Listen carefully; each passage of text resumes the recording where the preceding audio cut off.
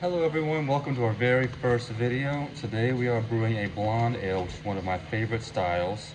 The first thing I'm doing is I've got the water filling up behind me for the mash tun, but I have to add in our salts because we use a reverse osmosis system. So I'm adding calcium chloride and gypsum in, and that will give me a water profile of 50 parts per million of calcium, 75 parts per million of sulfate, 60 parts per million of chloride, and that will give me a yellow balanced beer. So the first thing I do is I pre-mix my salts with our RO water just to get them all mixed in. So from here I'll dump them right into the mash tun.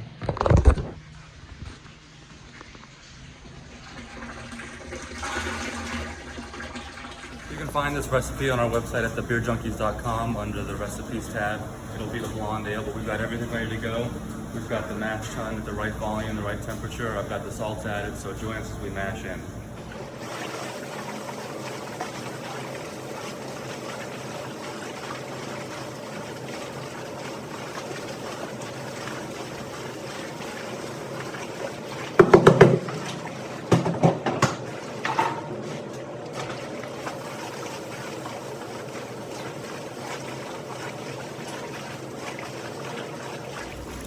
We don't have a grist hydrator, so we get to stir this all in manually. As you can see, we get it all mixed in. We'll check for any big dough balls, make sure we get the maximum extraction. But right now it's looking pretty good. In this recipe we use Pilsen, Crystal 40, and Victory. And we'll mash it at 152 degrees for 60 minutes.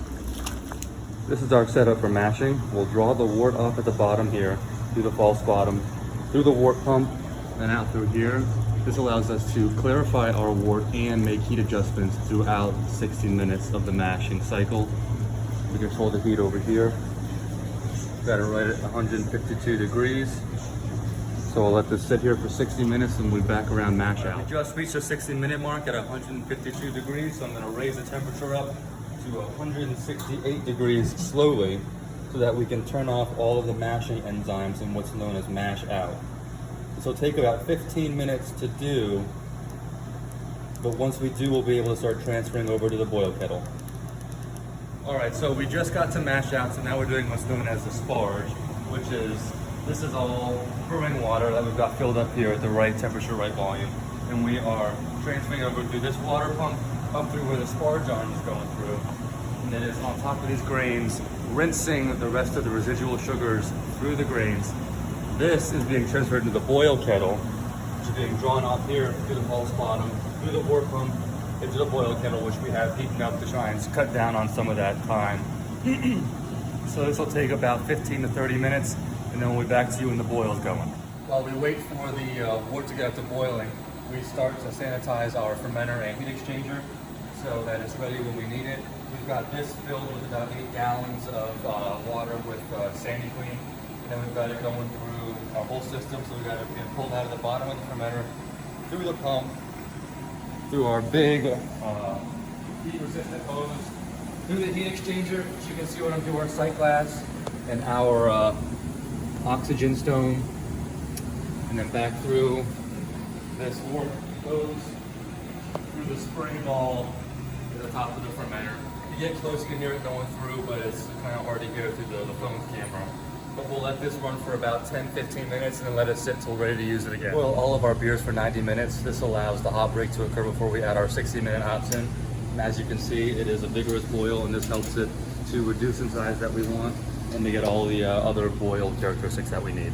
After we boil the wort for 90 minutes, we do the whirlpool, which is when you pull the wort out of the very bottom of the boil kettle and then shoot it through a tangential input.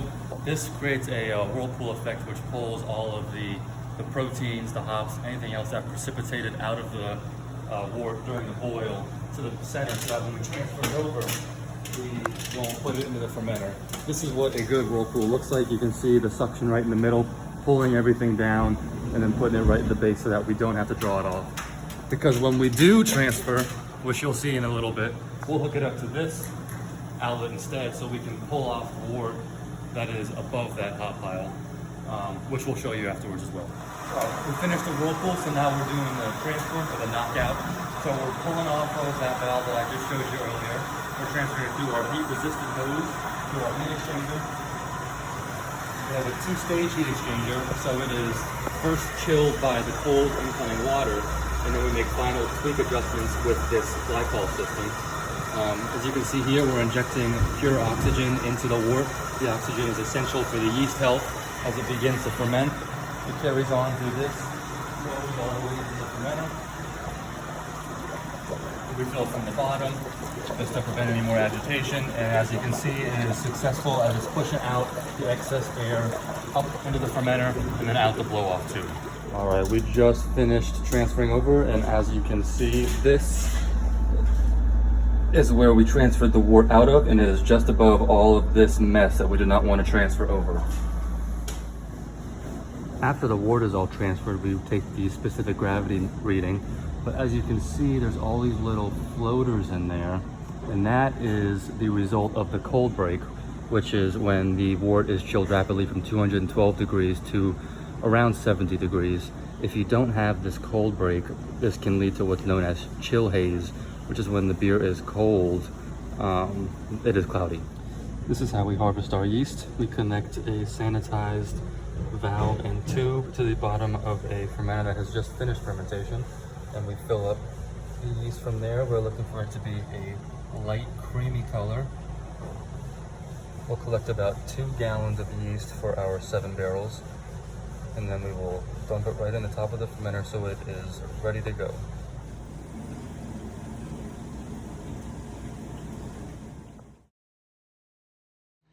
And that the blonde ale's all ready to go, it's time to taste test. We're over the age of 21. We don't condone underage drinking. Please drink responsibly.